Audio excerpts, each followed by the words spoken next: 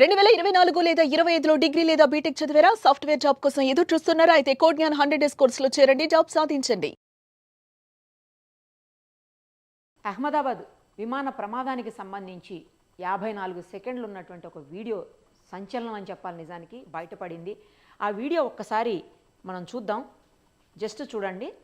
అది take off తీసుకుంటున్నటువంటి runway మీద పోతూ ఉన్నటువంటి వీడియో. అది టేక్ ఆఫ్ తీసుకుంటుంది. తీసుకున్న తర్వాత ఒక్కసారి చూడండి ఏం జరిగిందో. ఇది చాలా కీలకమైనటువంటి వీడియోగా చెప్పాలి. జస్ట్ టేక్ ఆఫ్ తీసుకున్నటువంటి 44 సెకండ్స్ 45 సెకండ్స్కే క్రాష్ అయిపోయినటువంటి పరిస్థితి, అంటే యాక్సిడెంట్ అయినటువంటి సిచ్యుయేషన్ ఉంది. అదిగో టేక్ ఆఫ్ అవుతుంది చూడండి. జస్ట్ 20 సెకండ్స్, ఇంకో కొన్ని సెకండ్స్లోనే అది క్రాష్ అవ్వబోతోంది. మీకు టేక్ ఆఫ్ అయిన తర్వాత అదే లెవెల్ మెయింటైన్ అవుతూ పైకి వెళ్లాల్సింది, కానీ కిందికి వచ్చింది. ఒక్కసారి అబ్జర్వ్ చేయండి. కిందికి అలా వస్తూనే ఉంది. అదిగో కిందికి వచ్చిన తర్వాత ఇక్కడ కరెక్ట్గా క్రాష్ అయిపోయింది. ఇది 44 సెకండ్స్ వీడియో. మళ్ళీ ఒకసారి అబ్జర్వ్ చేయండి. మూవ్ అవుతుంది, రన్వే మీద నుంచి మూవ్ అవుతూ అదిగో జస్ట్ టేక్ ఆఫ్ అయింది. టేక్ ఆఫ్ అయిన తర్వాత ఇమ్మీడియట్గా అసలు ఎంతోసేపు కూడా పట్టదు, కేవలం 1 మినిట్ లోపే 44-45 సెకండ్స్లోనే అది కూలిపోయినటువంటి పరిస్థితి. టేక్ ఆఫ్ అయినటువంటి ఫ్లైట్ యాక్చువల్గా అదే వేలో వెళ్ళాలి, లేదంటే పైకి వెళ్ళిపోతుండాలి. కానీ కొన్ని సెకండ్స్, అంటే జస్ట్ 27 సెకండ్స్ 28 సెకండ్స్ తర్వాత డౌన్ అయిపోతుంది. ఒకసారి అబ్జర్వ్ చేయండి. డౌన్ అయిపోతూ అలాగే కింద పడిపోయింది. దీనికి 2-3 రీజన్స్ చెప్తున్నారు. 2 ఇంజిన్స్ ఉంటాయి జనరల్గా. పెద్ద ఫ్లైట్స్ అయినా ఏ ఫ్లైట్స్ అయినా కూడా 2 ఇంజిన్స్ ఉంటాయి. 2 ఇంజిన్స్లో కూడా ఒక ఇంజన్ ఫెయిల్ అయిపోయినా, ఏదైనా సాంకేతిక కారణాలతో టెక్నికల్ ఇష్యూస్తో ఒక ఇంజన్ కనుక ఫెయిల్ అయిపోతే రెండో ఇంజన్ కంపల్సరీ వర్క్ చేస్తుంది. ఆ ఇంజన్ని పెట్టుకునే పైలట్ లేదా కో పైలట్ ఇద్దరు కలిసి సేఫ్గా ఫ్లైట్ని ల్యాండ్ చేస్తూ ఉంటారు. ఇది చాలా సందర్భాల్లో మనం చూస్తాము. కానీ ఇక్కడ బ్యాడ్ లక్ ఏంటంటే 2 ఇంజన్స్ కూడా పాడైపోయినటువంటి పరిస్థితి. 2 ఇంజన్స్ పాడైపోయినప్పుడు ఇంకా అసలు దాన్ని సేఫ్గా ల్యాండ్ చేయటం అనే క్వశ్చనే లేదు. ఆ ల్యాండ్ చేసేటువంటి పరిస్థితులే ఉండవు. సో క్రాష్ అయిపోవటం తప్పించి వేరే ఇంకేం కూడా మనం ఇందులో చూడలేము. ఇంకోటి ఏంటంటే 2-3 ఇష్యూస్ ఇప్పుడు నేను పైలట్స్తో మాట్లాడాను. వాళ్ళు ఎక్స్ పైలట్స్ ఉన్నారు, అందులో ప్రజెంట్ వర్క్ చేస్తున్నటువంటి పైలట్స్ కూడా ఉన్నారు. ఆ క్యాప్టెన్స్తో మాట్లాడినప్పుడు వాళ్ళు చెప్పిన 2-3 విషయాలు చాలా షాకింగ్ అనిపించాయి. ఏంటంటే ఫ్లైట్స్లో 2 రకాలు ఉంటాయి. ఒకటి బోయింగ్, ఇంకొకటి వచ్చేసి ఎయిర్ బస్. బోయింగ్ అనే ఫ్లైట్స్లో జనరల్గా, ఎయిర్ బస్ వచ్చేసరికి ఎయిర్ బస్సు సపరేట్ టెక్నాలజీ ఉంటుంది, బోయింగ్ సపరేట్ టెక్నాలజీ ఉంటుందట. సో బోయింగ్లో ఏంటంటే ఫ్యాన్స్ సిస్టమ్ అనేది ఏది కూడా అసలు ఉండదు, వర్క్ చేయదు. కానీ ఎయిర్ బస్సులో వచ్చేసరికి ఫ్యాన్ సిస్టమ్ ఉంటుందంట. అంటే స్పీడ్గా తిరిగే ఫ్యాన్స్ ఉంటాయి అన్నమాట. ఏదన్నా బర్డ్ హిట్ చేయడానికి వచ్చినప్పుడు ఈ స్పీడ్కి, ఫ్యాన్ తిరిగే స్పీడ్కే బర్డ్ అవతలకి వెళ్ళిపోతుందట. పడిపోవటం కానీ, లేదంటే చనిపోవటం కానీ, జస్ట్ తాకి కింద పడిపోవటం కానీ జరుగుతుంటుంది. కానీ బోయింగ్ ఫ్లైట్స్లో మాత్రం అలా కాదు. ఆ బర్డ్ హిట్ చేసినప్పుడు ఆటోమేటిక్గా గట్టిగా హిట్ చేసి, ఎందుకంటే ఫ్యాన్ అనేది ఉండదు కాబట్టి గట్టిగా హిట్ చేసేసి లోపలికి వచ్చేటువంటి పరిస్థితులు కూడా ఉంటాయంట. లోపలికి వచ్చినప్పుడు ఆటోమేటిక్గా ఇంజిన్ మీద ఎఫెక్ట్ చూపిస్తుంది. డెఫినెట్గా అది క్రాష్ అవడానికి ఎక్కువ ఛాన్సెస్ ఉంటుంది. సో బోయింగ్కి ఎయిర్ బస్కి ఈ డిఫరెన్స్ ఉంటుందన్నమాట. ఇప్పుడు ఈ ఫ్లైట్ 787 ఏదైతే ఉందో అది బోయింగ్. తర్వాత ఇంకొకటి ఏంటంటే ఈ బోయింగ్ ఫ్లైట్స్లో ఫ్యూయల్ ఎక్కువ పడుతుంది, ఎక్కువ యూస్, అంటే ఎక్కువ కెపాసిటీ ఉంటుందట. తర్వాత ఈ ఎప్పుడైతే ఫ్లైట్ టేక్ ఆఫ్ అవుతుందో, టేక్ ఆఫ్ అయ్యేటప్పుడు అంటే అప్పుడే స్టార్ట్ అయినట్టు కదా. సో ఆ సందర్భంలో ఫ్యూయల్ ఫుల్గా ఉంటుందంట. ఫుల్గా ఉన్నప్పుడు వెయిట్ కూడా, అంటే ఈ ఫ్రంట్ సైడ్ వెయిట్ కూడా చాలా ఎక్కువ ఉంటుందంట. తొందరగా డౌన్ అవడానికి ఆప్షన్ ఎక్కువగా ఉంటుంది అని చెప్పేసి చెప్తా ఉన్నారు. అంటే కింద పడిపోయే ఆప్షన్ ఎక్కువ ఉంటుంది ఫుల్ ఫ్యూయల్ ఉన్నప్పుడు. అదే ల్యాండింగ్లో, అంటే మొత్తం అయిపోయి వస్తుంది కదా, ఫ్యూయల్ అయిపోయి వస్తుంది కాబట్టి ల్యాండింగ్లో, అందులోనే ఈ ఫ్లైట్ పర్టికులర్గా లండన్ వెళ్తుంది కాబట్టి ఫుల్ ఫ్యూయల్తో ఉన్నటువంటి పరిస్థితి. అదే ల్యాండింగ్లో ఏంటంటే అప్పటికే ఫ్యూయల్ ఖర్చు అయిపోతుంది, అప్పటికే ఫ్యూయల్ అయిపోతుంది కాబట్టి ల్యాండింగ్లో ఫ్లైట్ కొంచెం వెయిట్ కూడా తగ్గుతుంది, సేఫ్గా ల్యాండ్ అవుతుందంట. ల్యాండ్ చేసేటప్పుడు ఫ్యూయల్ని ఖచ్చితంగా ఫుల్ ఫ్యూయల్తో అసలు ల్యాండ్ చేయరంట ఫ్లైట్ని. ఒకవేళ ల్యాండ్ చేయాల్సినటువంటి పరిస్థితులు వస్తే మాత్రం ఫ్యూయల్ని బయటనే, అంటే అక్కడక్కడే ఫ్లై చేసేసి కాసేపు ఎయిర్లోనే తిప్పేసి ఫ్యూయల్ని కాలిపోయిన తర్వాత, ఫ్యూయల్ కాస్త ఖర్చు అయిన తర్వాత మాత్రమే ల్యాండ్ చేస్తారంట. ఏ పరిస్థితుల్లో ల్యాండ్ చేయాల్సి వచ్చినా కూడా ఇలాంటి ప్రికాషన్స్ అన్నీ కూడా తీసుకుంటారట పైలట్స్. తర్వాత ఈ పైలట్స్ పర్టికులర్గా దాదాపు 8,200 గంటల పాటు ఫ్లైట్స్ నడిపినటువంటి అనుభవం ఉంది.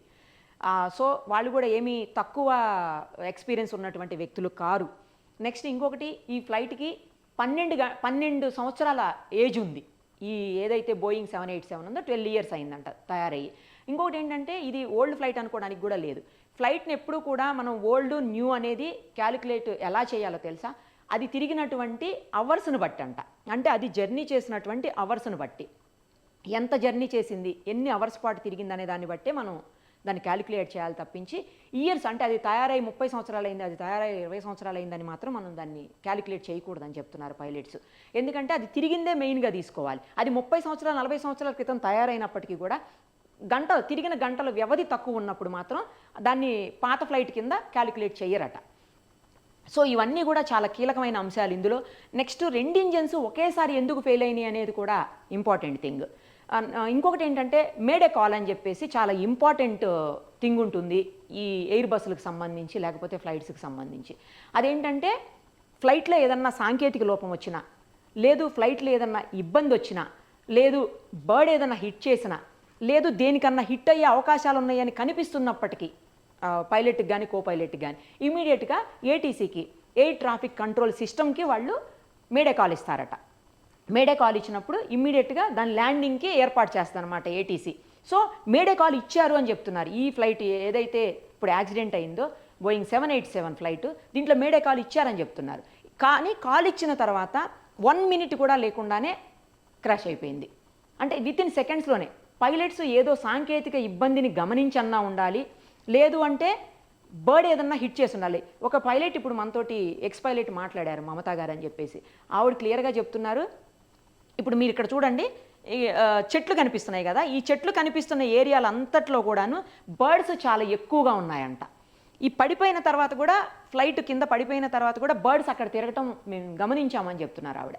సో బర్డ్ హిట్ చేసిందా లేకపోతే ఏదైనా సాంకేతికంగా ఇబ్బంది కలిగిందా అప్పటికే ఫ్లైట్లో, అందుకే మేడే కాల్ ఇచ్చారా అనేది కూడా తెలియాల్సి ఉంది.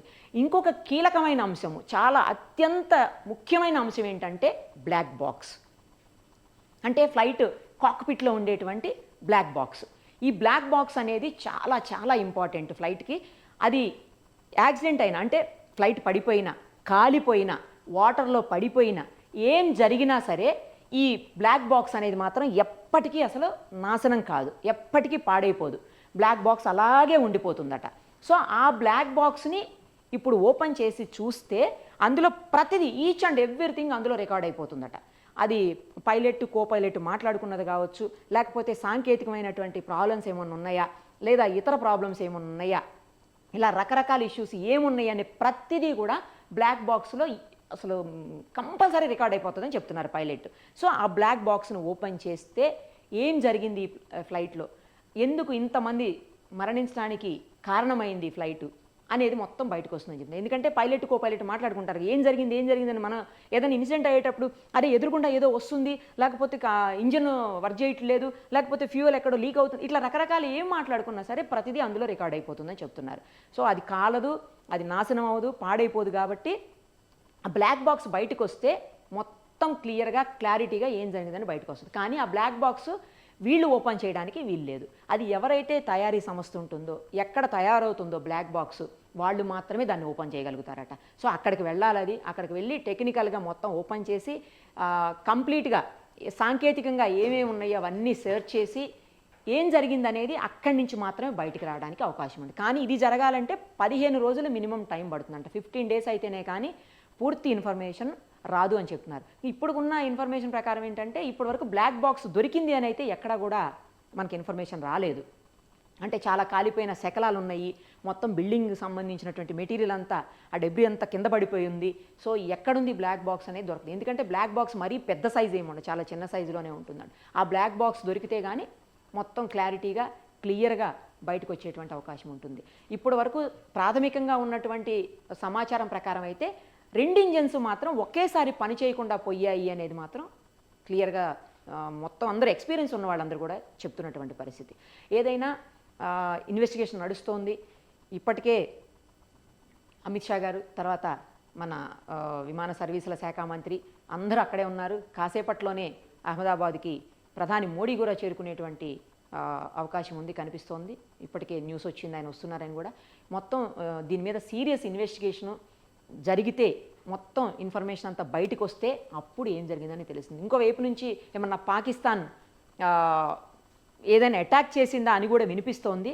ఏది అయినప్పటికీ కూడా కానీ అంత చాలా తక్కువ టైంలో జస్ట్ టేక్ ఆఫ్ అయినటువంటి 1 minute లోపే, ఎక్కువ దూరం కూడా పోలేదు అసలు. అందుకే జనావాసాలు ఉన్నాయి. కాస్త దూరం వెళ్ళిపోతే వాళ్ళకి ల్యాండ్ చేసేదానికి అవకాశం అన్న ఉండేది, ఎందుకంటే ఖాళీ ప్లేస్ ఉంటుంది కాబట్టి కాస్తైనా ల్యాండ్ చేసేదానికి అవకాశం ఉంటుంది. బట్ ఇమ్మీడియట్గా అక్కడికక్కడే కాబట్టి, అంటే ఎయిర్పోర్ట్ నుంచి బయటకు వచ్చిన వెంటనే కాబట్టి ఆ అవకాశం కూడా లేదని చెప్పి పైలట్స్ చెప్తున్నారు. సో ఏం జరిగింది, ఇది నిజంగానే ఏమైనా అటాకా, లేకపోతే ఇంజిన్స్ ఏమన్నా టెక్నికల్గా ఫెయిల్ అయిపోయాయా, లేకపోతే బర్డ్ హిట్ చేసిందా, లేదా మరి ఇంకేదైనా రీజన్ ఉందా, ఇవన్నీ తెలియాలంటే మాత్రం బ్లాక్ బాక్స్ బయటికి రావాలి. అప్పుడే క్లారిటీగా తెలుస్తుంది. అంతవరకు ఏం జరుగుతుందనేది అబ్జర్వ్ చేయడం తప్పించి ఎవ్వరు చేయగలిగింది ఏమీ ఉండదు. ఇందులో బ్లాక్ బాక్సే కీలకమైనటువంటి అంశం అన్నమాట.